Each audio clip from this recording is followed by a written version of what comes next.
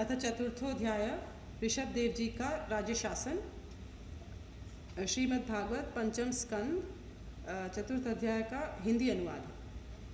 श्री सुखदेव जी कहते हैं, राजन, नाभि नंदन के अंग जन्म से ही भगवान विष्णु के वज्र, अंकुश आदि चिन्हों से युक्त थे। समता, शांति, वैराग्य और ऐश्वर्य आदि महाविभूतियों के कारण उनका प्रभाव दिनों दिन बढ़ता जाता था। ये देखकर मंत्री आदि प्रकृतिवर, प्रजा, ब्राह्मण और देवताओं की ये उत्कट अभिलाषा होने लगी कि ये ही पृथ्वी का शासन करें। उनके सुंदर और सुडौल शरीर, विपुल कीर्ति, तेज, बल, ऐश्वर्य, यश, पराक्रम और शूरवीरता आदि गुणों के कारण महाराज नाभि ने उनका नाम ऋषभ श्रेष्ठ रखा। एक बार भगवान इंद्र ने ईर्ष्यावश उनके राज्य में वर्षा नहीं की। तब योगेश्वर भगवान ऋषभ ने इंद्र की मूर्खता पर हंसते हुए अपनी योग माया के प्रभाव से अपने वर्ष अजनाखंड में खूब जल बरसाया।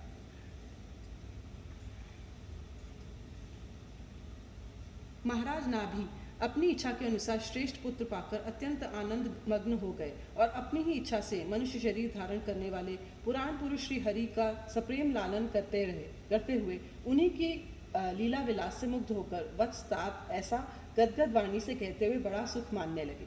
जब उन्होंने देखा कि मंत्रिमंडल, नागरिक और राष्ट्र की जनता ऋषभ देव से बहुत प्रेम करती हैं, तो उन्होंने उन्हें धर्म मर्यादा की रक्षा के लिए राज्याभिषेक करके ब्राह्मणों की देख रेख में छोड़ दिया।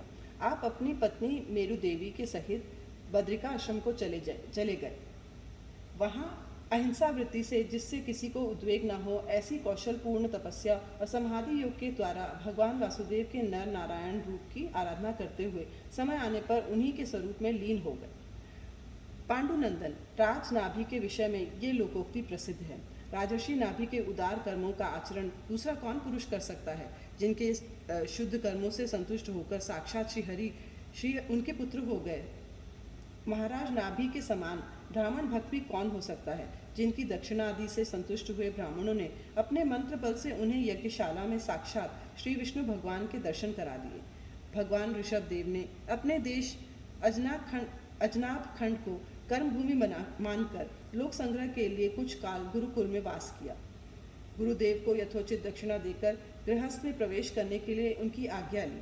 फिर लोगों को गृहस्थ धर्म की शिक्षा देने के लिए देवराज इंद्र की दी हुई उनकी कन्या जयंती से विवाह किया तथा श्रौत स्मार्त दोनों प्रकार के शास्त्रोपदिष्ट कर्मों का आचरण करते हुए उसके गर्भ से अपने ही समान गुण वाले 100 पुत्र उत्पन्न किए। उनमें महायोगी भरत जी सबसे बड़े और सबसे अधिक गुणवान थे। उन्हीं के नाम से लोग इस अजनाभ खंड को भारतवर्ष कहने लगे। उनसे छोटे कुशावर्त, इलावर्त, ब्रह्मावर्त, मलय, केतु, भद्रसेन, इंद्रस्पृक, विदर्भ और कीकट, ये 9 राजकुमार शेष 90 भाइयों से बड़े एवं श्रेष्ठ थे। उनसे छोटे कवि, हरि, अंतरिक्ष, प्रबुद्ध, पिप्पलयान, अभिर्होत्र, द्रुमिल, चमस और करभाजन, ये 9 राजकुमार भागवत धर्म का प्रचार करने वाले बड़े भगवत भक्त थे। भगवान की महिमा से महिमान्वित और परम शांति से पूर्ण इनका पवित्र चरित्र हम नारद वसुदेव संवाद के इस प्रसंग से आगे 11 स्कंध में कहेंगे।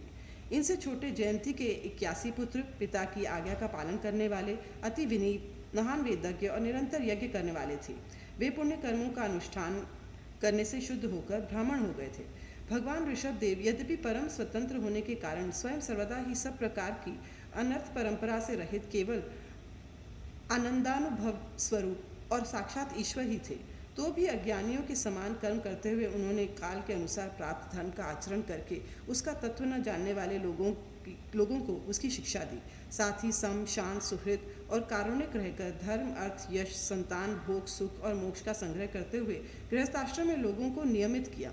महापुरुष जैसा जैसा आचरण करते हैं, दूसरे लोग उसी का अनुकरण करने लगते हैं। यद्यपि वे सभी धर्मों के सार रूप वेद के गूढ़ रहस्य को जानते थे, तो भी ब्राह्मणों की बतलाई हुई विधि से साम दान आदि नीति के अनुसार ही जनता का पालन करते थे। उन्होंने शास्त्र और ब्राह्मणों के उपदेशानुसार भिन्न भिन्न देवताओं के उद्देश्य से द्रव्य, देश, काल, आयु, श्रद्धा और ऋत्विज आदि से सुसंपन्न सभी प्रकार के 100 यज्ञ किए। भगवान ऋषभ देव के शासन काल में इस देश का कोई भी पुरुष अपने लिए किसी से भी अपने प्रभु के प्रति दिन दिन बढ़ने वाले अनुराग के सिवा और किसी वस्तु की कभी इच्छा नहीं करता था। यही नहीं, आकाश कुसुम आदि अविद्यमान वस्तु की भांति कोई किसी की वस्तु की और दुष्टि पात भी नहीं करता था। एक बार भगवान ऋषभदेव घूमते घूमते ब्रह्मावर्त देश में पहुँचे। वहाँ बड़े बड़े ब्रह्मर्षियों की सभा में उन्होंने प्रजा के सामने ही अपने समाहित चित्त तथा विनय और प्रेम के भार से सुसंयत पुत्रों को शिक्षा देने के लिए इस प्रकार कहा। इति श्रीमद्भागवते महापुराणे पारमहंस्यां संहितायां पंचम स्कंधे चतुर्थोऽध्यायः।